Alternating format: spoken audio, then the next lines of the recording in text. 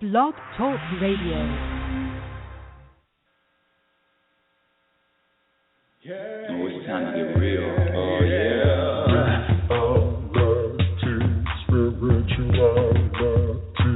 It's the new experience. RealitySpirituality. Yeah, keep your ears open for this one now. RealitySpirituality. You got a question for RLN? RealitySpirituality. Yeah, it's time to get some answers, baby. RealitySpirituality. Oh, now we get real.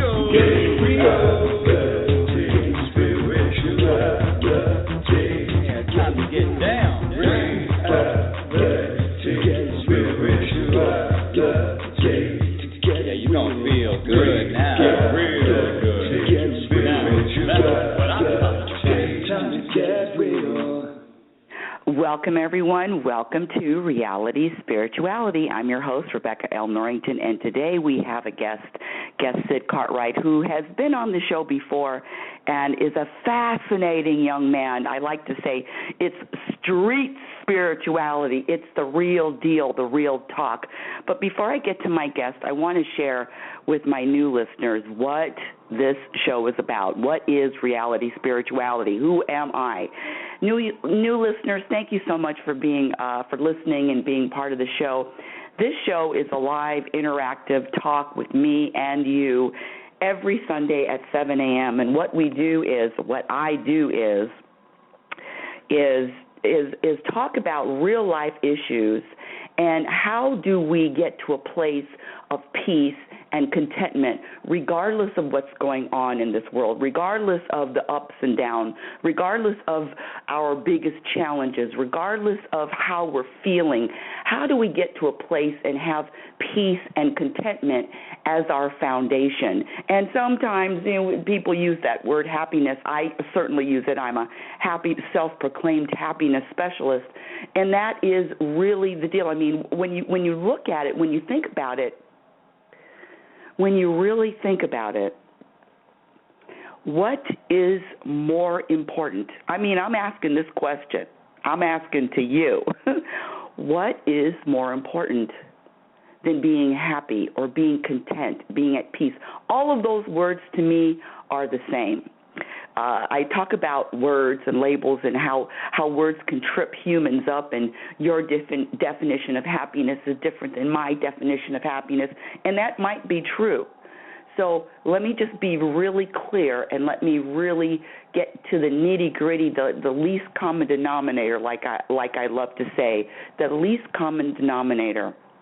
My definition of happiness, of peace, of internal contentment is standing in the middle. You're in the middle of the Atlantic Ocean. You're in a rowboat. You're all by yourself, and you know that Atlantic Ocean, the waves up, down, storms, wind. It can be peaceful. Of course, I don't know if the Atlantic Ocean is ever peaceful, but that's neither here nor there. It's peaceful at the bottom of the ocean. I know that.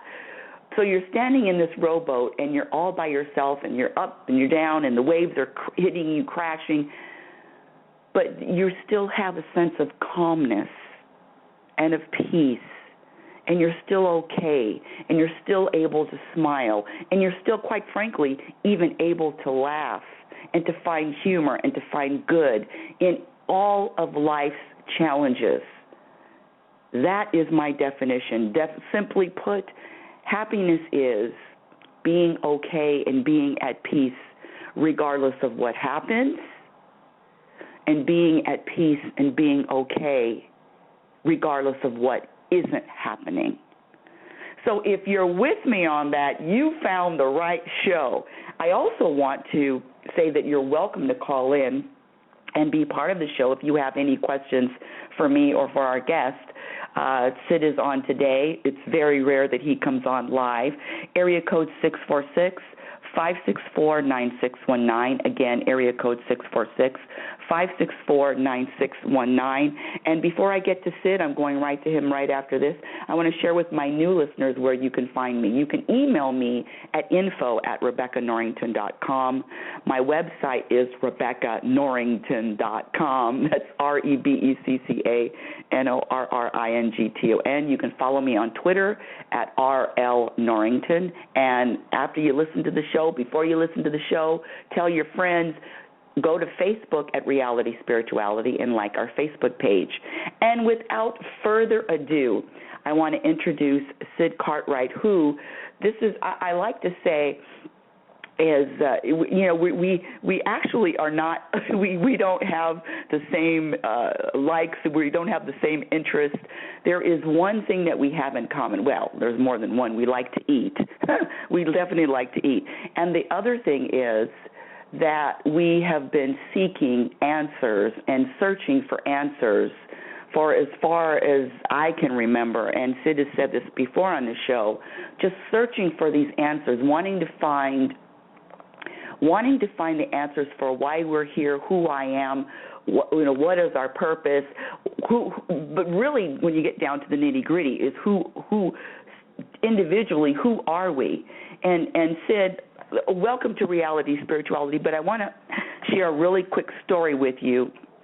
I was talking to my son yesterday, Nathan, who coincidentally his birthday is today. He's 31 years old. And this kid, he's so annoying because at 31 years old, he comes up with this. You ready for this, Sid? Welcome to the show. Good, thank you. Yeah, I'm ready. Okay, listen to this. So he says, you know what, Mom? I used to think that I was looking for who I was, what my purpose. He didn't say my purpose, but he said, who am I? Or who am I? What do I like? What do I, And he says, you know what? I stopped doing that because I really know who I am. I know who I am, but what I need to do, or not, he didn't say need, but what I'm doing now, he says, my new thing is shedding who I am not. Can you believe this kid at 31 shedding who I am not? Go ahead, Nate. That's what I'm talking about. Yeah, and I have to say that my second book that's going to be coming out, Program for Unhappiness, is really about that, getting down to who we really are and shedding all of these programs and all of this stuff that when I was younger, conditioned to believe who I was, and I was even acting out as this person. I tell the story that when I was taking a Myers-Briggs test, and that's a very extensive test. It's a personality test with over 100 questions. This was way, maybe 20 years ago, a long time ago. And when I finished being tested, I looked at the test and I said, this isn't me. I mean, I didn't even feel like the person that it was describing. And I kept looking at that person. I even took the test again. And I kept looking at the results, and I'm thinking, it felt like a shoe that just didn't fit. And then I said, but I know this person. I know this person that I was tested at, but it's not me. And that person, did I ever tell you this story? No, I never heard this one. Yeah, and listen, that test took almost 2 hours to take because it's a long test. Then you have to calculate the answers. Then you have to find the results. So it was really a long test. And so I recognized the person that I was tested as. He was very familiar to me. It was my father. I tested as my father. And so from that point on, and this was way back in the day. I think I was in my late 20s, early 30s, even though I'm, 35 right now. Back in the day, I was a light bulb that went on that I'm not even acting or speaking or writing down answers who I am, who I really am. So it began my journey of finding out who I am, but even more to the point, shedding who I am not. I like it.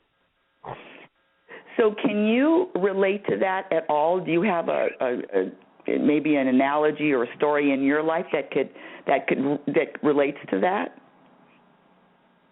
Okay, well, listen. So I was just thinking about it yesterday. It's crazy that you're talking about it, but so yesterday I was thinking there's a program out there, and it starts early. And so when you go to your first dance, or if you see someone you like, or whatever the case may be, you're supposed to get up and somehow or another relay the message that I like the girl or whoever it is you like, and then they're supposed to respond. But you're supposed to be the one to be aggressive. I mean, that's just the way it worked. In the schools that I went to, the boys that I was raised with, that's how but I never felt right asking a girl or anybody. I never felt right asking. I never felt right being aggressive. Never, like ever in my life. So if I could have it my way, I was just going to sit there and I don't know, but something was supposed to happen, but I wasn't supposed to do anything. That's what felt right. But all my life I spent approaching hello or hi, or if you want something, you ask for it and all. And finally, I've conceded to the fact that, I've seen everything seems to be working out, and when I'm not aggressive. So I've shedded, like Nate said, I've shedded that program of I'm supposed to be aggressive, the man, or whatever the case may be, and I'm just Sid now. And Sid just sits there, and things just work out, or they don't work out, or whatever the case may be. But it sure feels good just being me now. Well, you and I don't know where that started, and I don't know if that's just with the United States, but you're talking about making the first move, and the guy is supposed to make the most first move. And let me tell you, my programming, now that you're on it, thank you very much, is my programming was the girl never made the first move, ever. Ever. The girl does not make the first. And I can't even tell you how I learned it, when I learned it, if I learned it from my father or if I learned it from TV. I don't even know when, but I knew. I don't know how, but I knew that I was not supposed to make the first move. And I can count on one hand how many times I have, listen, if I'm out, this is when in my younger days, and when I'm out and I see somebody that I like or see a guy I like, and then I went to him and gave him my phone number, and I'm telling you, I felt like I was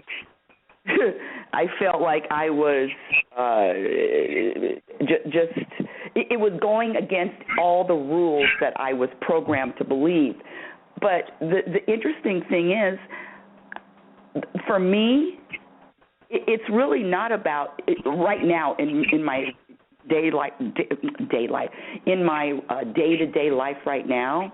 I'm going to do what I'm inspired to do. I don't have these rules about the girl makes the first move, the guy makes the first move, and that's that. What I do, and I just did this 2 weeks ago. Listen to this one, Sid. Let me tell you about this. I was in the building, in the office where I work, and I was in the elevator, and there was a gentleman who I'm looking at him thinking, wow, he's got an interesting energy, and I don't know if I was drawn to his energy, but I was interested in it. He got off the elevator on the second floor. I was going to the ground floor, and I said, I want to talk to him. I didn't know why. I didn't know for what reason. I didn't have any kind of intention other than to make an acquaintance and make a connection. And after I actually had a little cart and I was taking it to the mailroom. And after I came back, I saw that he went up to the second floor. So on the second floor is the cafeteria. And I took my little crazy rear end, okay, this is my show. I took my crazy ass and I went into the cafeteria and I put my cart down and I followed him into where he was ordering his breakfast burrito. And I said, hi. And he looked at me and he said, you go in front of me. The bottom line is this, it doesn't even matter, but the bottom line is this, I felt inspired to talk to him and to connect with him for that moment, and the hell with the programming. It's just, it really comes down to there are no rules, and if there is a rule, rules can be broken, and if they can be broken in this moment, say you're not comfortable in one moment making a first move or saying hi first. Maybe in another month you will with another person, or who, it doesn't even matter who it is. But this programming of I can't do this, I can't do that, I could do this, should do that is a bunch of crap.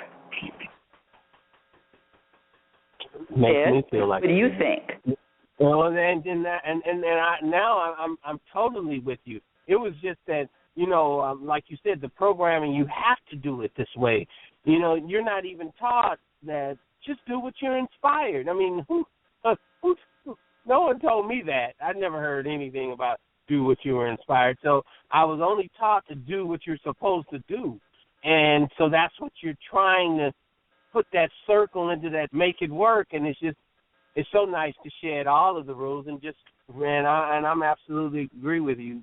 Then just flow with your inspiration. Now, what I want to ask you, if you don't mind, is that you have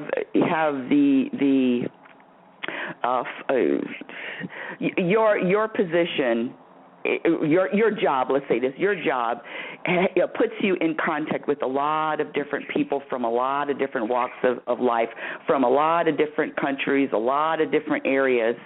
And you recently told me about working with this group of people from Samoa. And you called me and you were talking about working with the group of people from Samoa. Samoa's the country, right? Yes. I hope I don't sound goofy. Samoa's the country, right? Yep. Mm-hmm. Yeah. And so working with them, and then you said you felt a different vibe than, because let me just throw this out, because I remember you said you were in.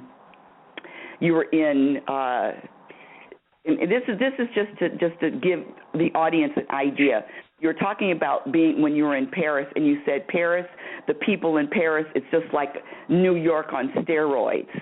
And then I remember you gave a definition of the people in India, and I'm talking about a vibe that you feel, that you're feeling. And just you came back talking about that. This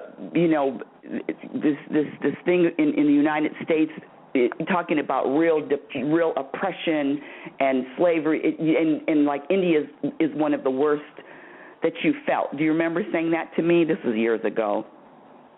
Yeah, I remember something like that, definitely. Yeah, and so please share with my audience, because this is something that I didn't know and I had never heard of, but you talked about these people from Samoa and how their vibe is, and share with the audience what you've learned from them. Well, and I think that, first of all, I think vibrations, culture, weather, food supply. I think all these things have an effect. The religion, all that on your culture. And I've had a chance to go to Maui. I went to Humboldt State up in Eureka, California. I find that when you go to certain environments, the vibration changes, and the islanders a little more mellow, laid back, slower pace, and so the people I've been working with, they just the pace is so it's just a very easygoing. It's just a easygoing mellow. Now, so you're talking, because I remember when a long time ago, we were in New York for something with Nathan, and in other words, their vibration, the vibration that you're talking about, not the energy, but the vibration is totally different. So there is a vibration that we all have. We all are vibration, and so there is a match, an energy match, a vibrational match to each person. I'm talking about on the planet, just like we're as different as our fingerprints. There is an energy vibrational match. And so tell us how this, you're talking about working with these people in Samoa. And so you were telling me a story about getting the car washed. Yeah, well, and that's just it. It's like, there's certain things that are important, and certain things that aren't important, and certain things that have to be done. And when you go to their culture, and it was just that I don't really know how to describe it in words. All I know, and not that washing the car isn't important, it's just that things that are done, and some of the things that aren't done, they're not done, and we'll get them done without all of the anxiety that goes behind. You live in a city like Los Angeles, grow up here, there's a certain pressure you feel to have things a certain way. And just being around different culture, to me, and only because it fits with personality, I would if you put me around a bunch of guys that wanted to create, some Microsoft chips or something like that, and they were really ambitious about it, I probably wouldn't be the person you would send. But if you want to send a guy and you like talking about different things and sipping on a cup of coffee, I'm your man. And certain personalities, and not that I didn't find anyone in pairs that was mellow. It's just that the majority of the people seem to have a high speed pace, and and I'm not, it wasn't that I didn't, have feel good vibrations, from time to time, or vibrations that were compatible, not good vibrations, but the things, people that match my personality. That's all. Right, and so let's get back to that. And you said that because that's really important. And then when I'm talking about being programmed, it's really up to the individual to distinguish whether this is a program within me to achieve, to want to this thing about having and getting more money and doing more things and accomplishing more, and even me with writing and writing a second book and blah blah blah. Is it really the pressure? Is it the pressure? Am I supposed to do it, or is it a joy? Is it a joy? Is it a work of? Is it a labor of love to do it? It's a big difference. And so I just want to share with my audience that it's up to you to really determine whatever you're doing. It doesn't matter what it is. Are you doing it because you're inspired and you're loved and you're driven and you're passionate, or are you doing it because you think you're supposed to accomplish, supposed to? And that's a really big thing to shake. And let me just throw back to that damn son of mine yesterday. Nathan was talking about. He actually said he's 31, and then he shared with me yesterday that because come on, these kids, or not these kids. Let me just talk about him. And behind his back, and he said, I asked him, could I share this, and he said yes. And he was talking about being pressured to, because he's in New York, he's a performer, he's a triple threat, dancer, singer, actor, and just wanting to be on stage and wanting to be, quote, famous and wanting all of that stuff. And then yesterday he told me, he says, Mom, and wanting to be rich, that was one of his things. And he said, you know what, Mom, I'm really, and remember he said, talking about shedding what I'm not, shedding who I'm not. He says, if I'm happy at things that whatever I'm doing, and I'm okay with my surroundings and happy doing it, what difference does it make if I'm rich or not? He says being rich isn't really in other words, it's not a goal, or it's not what the end goal anymore. It's just he says because that, in other words, it's not really his goal anymore to be famous or to be rich. And it's really his goal is to be more at peace. And I mean, I don't know about you, but at 31 years old, I was still looking for and still on this hamster wheel, just spinning my wheels, looking and wanting and more and more, and just buying into the programming, if you will. Now, he doesn't know if he's going to be, if he's not going to be. That's not the point. But his desire to have that, the famous and being rich, is definitely not, because it causes a lot of anxiety and a lot of pressure. He says, I want to do things that are going to be fulfilling and happy for me, and the other stuff might be just icing on the cake. Hello? Oops. Uh-oh. Okay. Unmuted. Hello? Okay, there you are. Did you hear anything I said? Please don't. Yeah, I got cut off and I had to call back. But yeah, I got the gist of what you were saying. If you could say that last part, I don't know if you want to. So yeah, that's okay, because I was just talking about, he was saying that Nathan was talking about being rich or being famous and all that kind of stuff. It's if it happens, it happens. But for it to be the end goal is not his thing anymore. Well, I mean, at Nathan's age, I had no idea what a program was. I was so underneath it that I couldn't even. I wouldn't know. I wouldn't know that I didn't even know anything about seeking peace.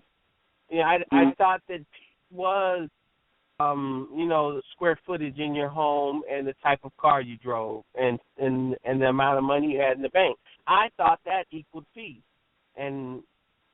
But to have an idea like, just being yourself and being okay with that being the ultimate goal just brings a smile to my face. That's all. And so the thing, listen, for me, I have to say it's been a struggle to really get rid of or to not focus on these programmed goals. And to have, you talked about the group of people from Samoa, and you said if they're running late, it's okay. It's okay if in other words, there's no pressure. You told me that they said don't drive in the fast lane, drive in the slow lane, and then you said that the whole country, the speed limit is 25 miles an hour. Seriously, 25 miles an hour in Samoa. And then you said that the dry cleaners, there isn't even a dry cleaner in the whole country. So what I'm really saying is, it depends on where you're living and what you're taught, but it's up to that individual to really recognize, okay, this is where I am. Am I getting pressure from the outside world? Am I getting pressure to do all this stuff, or is it something that I really want to do? Do I really have this drive to? And listen, it's all good because we're all here to grow and to learn and to expand. And I don't want to say that one is better than another, because it's not. I just want to give my audience choices as to this journey right now is a quick one, a real quick one. And I don't know, I'd rather spend most of my time, the majority of my time, being at peace. Yeah, and that's the advantage of living in different places, experiencing different people, trying different foods. I mean, then you find out who you are. I mean, if you continue to do things as you've done them throughout your life, you never know what you may find that you're more apt to accept. So it's being exposed to different people, different cultures, reading different books, eating different foods. I encourage it. And Nathan running off to New York at the age, I mean, come on. I was scared. I could never have done that. But he goes out there and he experiences all different types of food, culture, people, and he finds he finds his way. And so I think that, you know, I really salute you and Nathan, because you both, in my opinion, are like major adventurers. And you go out, I mean, Iceland. Who's going to Iceland? I mean, but if you go there and you find out the things that you love that you never even knew, and so a lot of the times I live vicariously through you two, because I'm not so adventurous. No, you're not. No, but see, that's the joy in all of it. And let me just say this to my audience. My point is this. In fact, one of the reasons why my son on his birthday is so into finding these answers and shedding who he is not is because now, for the first time in his life, he doesn't have a roommate. And Nathan has had a roommate since he was born, and I was one of his roommates. And now he's by himself, living by himself. And I have to say that alone time is necessary, at least for me and for Nathan, necessary to really determine this programming of living with some and living with somebody, and not that there's anything wrong with it, but there also comes a freedom with living alone and being able to really determine. I didn't know what I liked and what I didn't like until I lived alone. So that's just another thing. But I want to share something that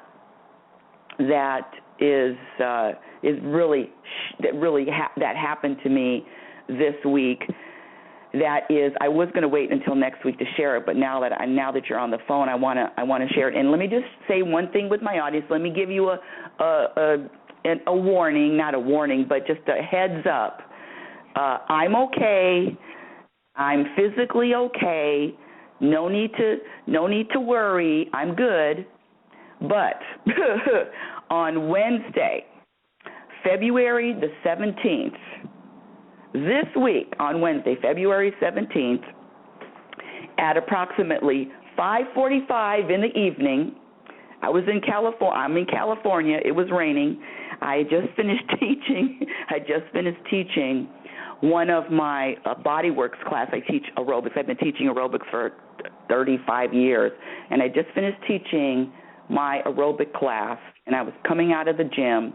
I had an umbrella in my left hand, and I was rolling my little gym bag in my right hand, and I was in the parking lot, and you know how parking lots have aisles, and so I was crossing one aisle to go to the next aisle, and there was a car coming on my left, and the car was going to make a left into the aisle. Now, I look up, and I see this car coming, and I'm, looking, and the car is coming, and it's not slowing down, and it's coming right at me, and it's not slowing down, and my eyes get big, and I snap to the conclusion, the correct conclusion, that I'm going to get hit by a goddamn car. Excuse my language. And I got hit by a car. I got hit by a car. Now, it knocked me over, and when I saw that the car wasn't going to slow down, I did what I always do when I'm in a situation like that, or in a situation that I started screaming. I started just screaming, and then I started running because I knew that the car wasn't going to slow down, and then I had to start running because I didn't want the car to hit me right in the center. If it hit me right in the center, I who knows what was going to happen. But the car hit me in on the driver's side with the left, right around the headlight. That's where I was hit, and it hit me so hard that it knocked me down, and I fell on my right hand and my right knee and my right hip. Now, I'm telling this story publicly because And quite honestly, at the time, I was in shock. I was on the ground. I think I started crying a little. I didn't start crying like I was really in shock. I was hurt. I could feel my hand. I could feel my knee. And the woman got out of the car and she says, "Are you okay? Are you okay? What can I do?" And she kept asking me questions, and I knew that was annoying. So I told her, I said, "Stop asking me questions." I said, "I don't know if I'm okay."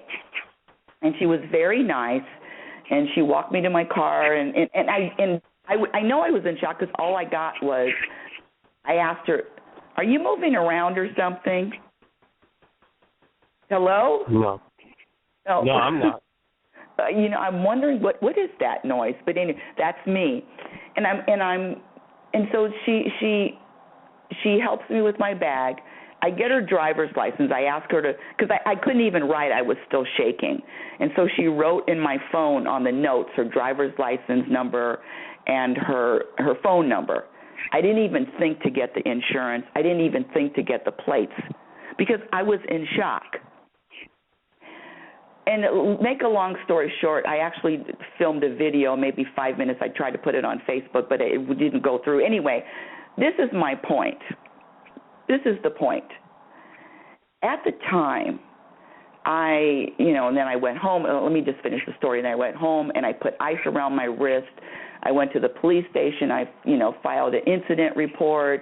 I went to emergency because I knew it wasn't broken, because if it was broken, I knew it would have been really, really painful. It was throbbing. My hand was throbbing, and my knee was swollen, but I didn't feel like it was broken, maybe a fracture, maybe a strain.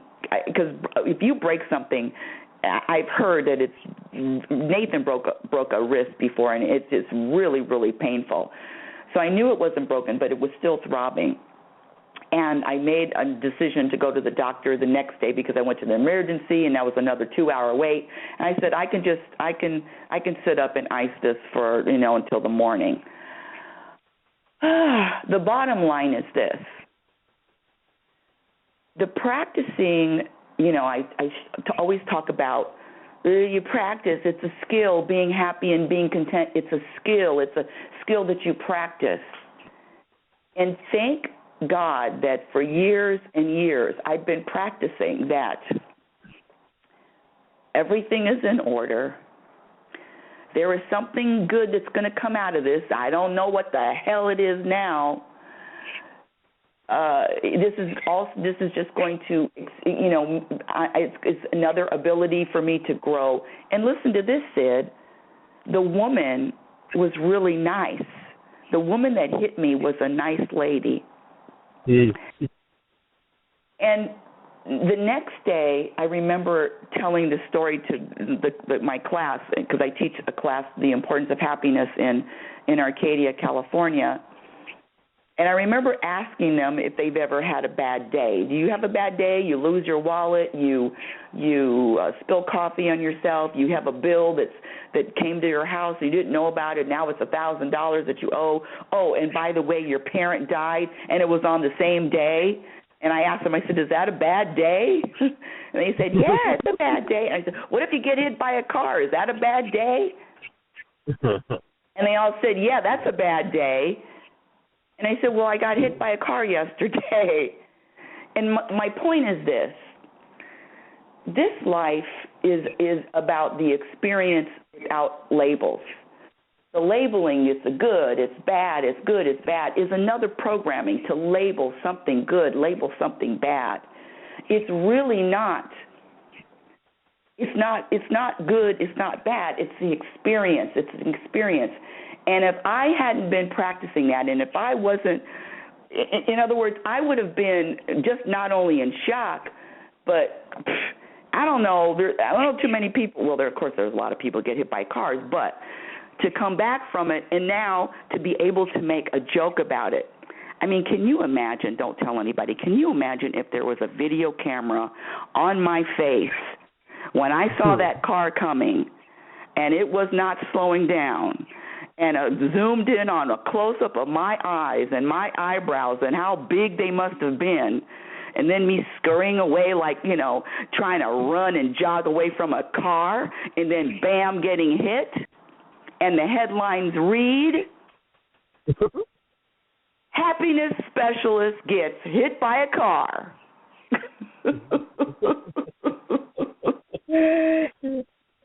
And so that's what I'm talking about.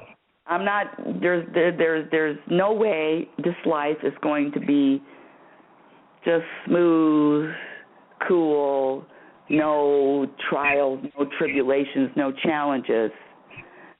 But to have experiences, and okay, I'm in shock. I shed a tear. I was hurt, but to be able to bounce back and talk about it and be okay with all of it, that's what I'm talking about, people, when I say happiness and contentment and joy. Sid, your take on it. I think you're crazy.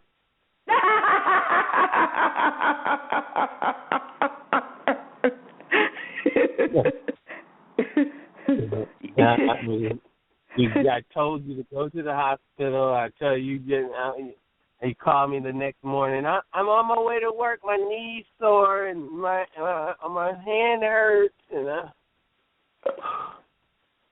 So no, but you know what? A testimony to, like you said, practicing that, keep staying calm, staying balanced, knowing that. That ultimate thing of knowing that everything is going to work out and things are in divine order. I mean, having that mindset during the storm is a whole nother, it takes quite a bit of, I don't know, it takes, just consciousness in order to do that. And so, I gotta give it up. I was a little rattled and I didn't get hit. And I have to say I really I got into how you were flowing with all of it. It was very inspiring and just taught me a lot just about how to because I thought that situation was kind of crucial and should have been taken a little, I don't know, but it was handled perfect and I really, it was a sign of your spiritual growth. I really have to say. Well, thank you. But I didn't really, and thank you for the thumbs up and all that. But what I want to share with my audience is, if I can do it, you can do it, audience. You can do it. I can do it. You can do it. And it's really a commitment. And I'm not running around here just patting myself on the back. Trust me. But a lot of things that I get from people, my students and people that talk to me is, but it's so hard, Rebecca, but it's so hard. And I get that a lot. I get that response a lot. And listen, it's hard to play Carnegie Hall. It's hard to be LeBron James. It's hard to be Michael Jordan. It's hard to be the world's a surgeon. Of course it's hard, but when you make the commitment and that you make it a priority, and it's a daily priority. It's a daily priority. And sure, of course, there are some times when, hey, okay, I'm done with this, and life's up and down. But what I'm saying is, when you really commit and make it a priority, and you want to be able to go back, to fall back on your foundation of trusting, surrendering that this life isn't what I want, what I see. This life is really about, like you said, divine order. And okay, universe, so apparently, you wanted me to get hit by a car, and how am I going to react to it?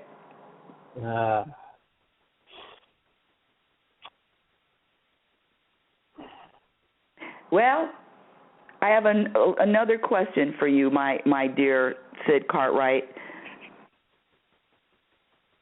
I'm ready. And so taking responsibility for your happiness, how, when people say it's hard, what do you answer to that? What do you say? Well, you always talk about it. That's just another label. So if you say it's hard, what is that? You know what? You've been programmed to say it's hard, and then when you hear that word, you programmed to say, oh, that's a bad. Well, I just say, you know, it is. It just is. So I wouldn't put a label on it. And the adventure is getting up and doing it, trying again. I mean, if you don't get into the journey of it all, and it's all about the goal and all about the outcome, then you got a long ride ahead of you. Because, I mean, according, you know, the way things work in my life, like you said, there's going to be some up days, down days, sideways days, and they're all going to be mixed in there.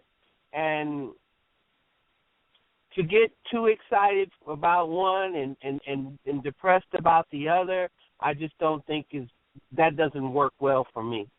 So I've tried to do away with the labels, bad and good and all such as that. I try to do away with it as much as possible and just stick with the fact, okay, listen, what's coming down is coming down, and I haven't, you know, I've kind of released as much control over it as I can. You know, I'm not in power, and I just go with the flow. And so I think that is it's the way to peace, and I would avoid labeling, you know, as much as you can, because if it's hard, the first thing my body does is resist. And now I don't want to get up and try it again. But if I just say, okay, it's just life, and for some reason or another, it just makes it easier to get up. Now, let's in our last topic, just a real quick, I want you to share your thoughts about who is in control of what happens. Who is in control of what happens to you, and in your opinion? You know, I kind of, in my opinion, I'm leaning towards more and more that like I was telling you one time, if I could be who I wanted to be, I would design my body a certain way. I would have a certain height, certain weight, and all the things that I think make a person look perfect, okay? If I were in control, I probably wouldn't be living where I live or driving what I drive if I were in control of all these things. But I've accepted that my control is limited to my attitude. And the other things, I'm finding less and less that I have less and less control over them. And that philosophy fits me because just the attitude, being in, having involvement in my attitude is enough for me. And releasing all of the power to control circumstances that happen. For example, you get hit by a car. You didn't put that wasn't what you designed for the perfect evening, I don't believe. But that's the situation that occurred. And so now what power do you have? You have only one power in that situation, and that's your attitude. And that's why more and more I'm feeling that circumstances are beyond my control, but the ability to be able to control that one fundamental just root subject, and that's that personality, and that's the attitude, is making all situations, in my opinion, different experiences that work better for me. Well, I like it. And again, audience, it's really an individual journey, and looking and searching, and quite frankly, it keeps me busy. I'm never bored. There's never anything there's never anything that I don't have to do. I'm always, be in the moment, practice being in the moment, practice, all of this practice, it's this journey for me, it's a whole lot of freaking practice. And I've come to the conclusion that that's exactly what it is. And then practice and then sharing how. And you said, for me, eliminating labels, all labels. Labels subtract from your peace. Labels subtract from your contentment without exception, because all labels require a judgment. And we all know that judgments subtract from happiness also. So with that, I want to thank you again for being on the show. I really appreciate your input. I love when you're on, and if anybody wants to, there's a lot of people in the queue. If you want to ask a question, now's your time. Just press the number 1 button and you can be connected. It's totally up to you. If not, I don't mind listening. And that's another thing. Let me just say this. Accepting other people, really looking at accepting other people and being okay with whatever these people are doing, with whatever they're thinking, whatever their points of view are. Acceptance is big too. I remember I would look at anybody, my mother, my coworkers, people, strangers on the street, drivers, and find fault. And it really comes down to acceptance, not only acceptance of others, but before you can accept others, you must accept yourself, and accept yourself with everything and all of it, and be patient. Patience is a real key too. So with that, I want to say thank you for listening to Reality Spirituality. It's heard every Sunday morning at 7 a.m. And you, again, if you want to email me, you can email me at info@RebeccaNorrington.com. Go to my website, which is RebeccaNorrington.com, which is RebeccaNorrington. And also go to Facebook, Reality Spirituality, like the Facebook page. Follow me on Twitter at RLNorrington. Thank you again for listening to the show. I want you to remember, my audience, who you are. You are an extension. You are extension of the universe. You are consciousness. You are a conscious being in a physical body. You're always evolving. You're always changing. You're always growing. Be patient and be kind to yourself. Be your own best friend. Remember, you cannot have a happy ending to an unhappy journey. We'll connect again next week. Thank you for listening to Reality Spirituality. Love you all. Thank you. Oh, it's time to get real. Oh, yeah.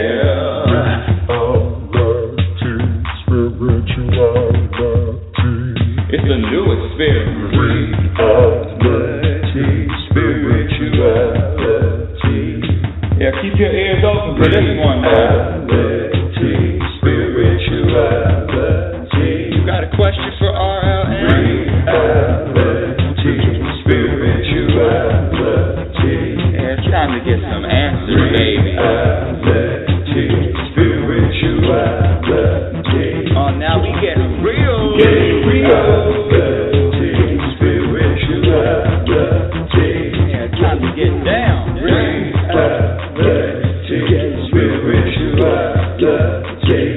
Yeah, you gonna feel good now. Real good. Now, that's what I'm talking about.